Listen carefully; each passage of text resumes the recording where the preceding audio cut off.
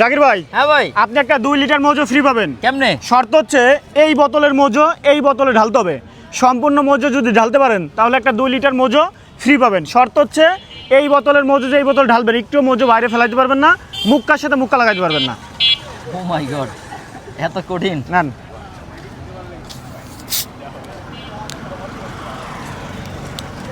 মুক্কার সাথে মুক্কাটা লাগাইতে পারবেন না, আর হচ্ছে 1 ফোঁটা মজো বাইরে ফেলাইতে পারবেন না। সম্পূর্ণটুক ঢালতে পারলে একটা 2 লিটার মজো সম্পূর্ণ ফ্রি পাবেন।